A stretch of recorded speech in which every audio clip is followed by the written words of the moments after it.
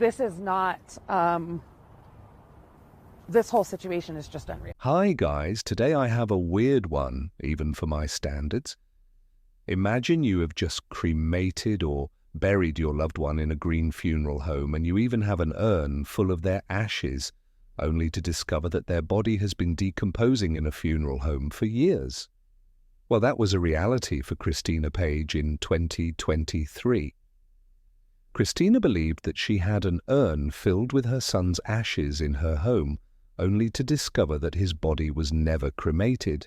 In fact, it has been decomposing on the floor of the funeral home atop other bodies for 4 years. My son has been laying there rotting for 4 years. What surprised her the most is the Return to Nature funeral home had a 5 rating on Yelp, but their services were questionable. Let's start from the beginning. Have you ever heard of green burials? This is an alternative form of burial that doesn't allow dead bodies to decompose naturally in the ground. It focuses on minimizing environmental impact by avoiding embalming chemicals, metal caskets, and concrete vaults. Instead, bodies are typically placed in biodegradable materials like simple wooden caskets, wicker baskets, or cloth shrouds, allowing for natural decomposition and returning nutrients to the earth. The green burial businesses have been challenging the funeral industry in the last decade to be more sustainable. Green burials are increasingly popular among eco-friendly families, but one establishment surprised the world back in 2023. The Return to Nature made people question the government's control over funeral homes. Since 2017, people have entrusted their loved ones' remains to John and Carrie Horrified, the owners of Return to Nature. These eco-friendly families believed that their loved ones' remains were decomposing naturally, and some had even received the ashes of their loved ones, which helped them honor and remember their loved ones. But in early October, a stomach-turning odor began to permeate the neighborhood surrounding the funeral home in Penrose, Colorado. Concerned residents alerted local authorities, prompting an investigation, but what they discovered would bring the Horrifieds' clients grief for the second devastating time. Upon entering the premises, officials were met with a horrifying scene: the decomposing remains of approximately 190 individuals, some dating back to 2019, stacked haphazardly within the facility. The sheriff called the FBI agents, who were surprised to find the facility's once white floor had turned brown due to the decomposition fluid. The floors were covered with maggots and flies. While testifies, an FBI agent said that the bodies found were of fetuses, infants, and adults. Some bodies were not fully covered, while in some cases 2 or more bodies shared a bag. They also found a concrete mix and bone grinder in the room.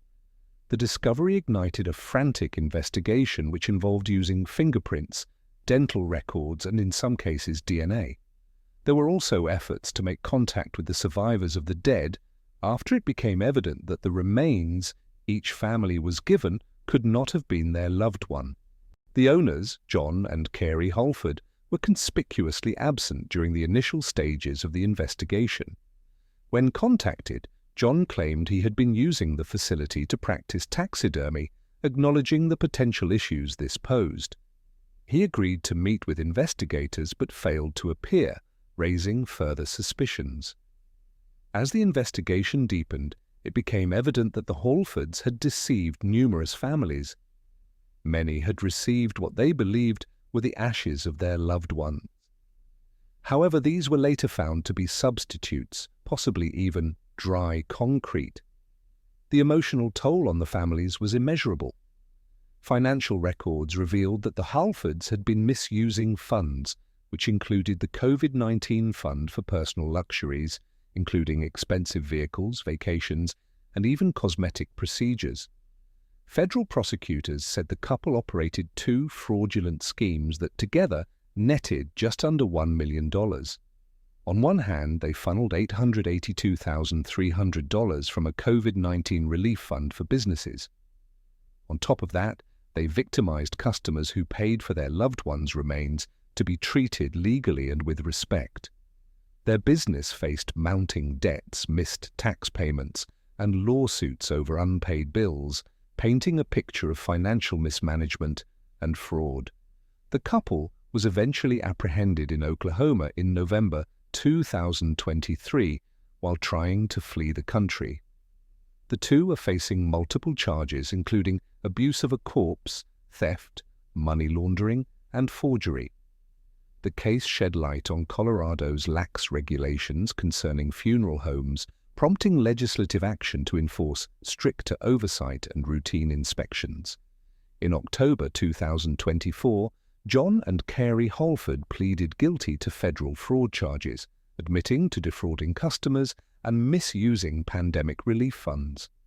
As of February 2025, John and Carey Holford, former owners of the Return to Nature funeral home in Penrose, Colorado, are incarcerated following their guilty pleas to multiple charges. Their sentencing is scheduled for April 18, 2025, where John faces a proposed 20-year prison term and Carey faces between 15 to 20 years.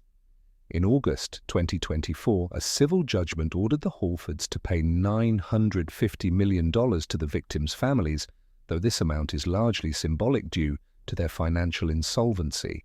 We will keep you updated on the outcome of their case. If you don't want to miss our daily true crime stories, please subscribe to our channel.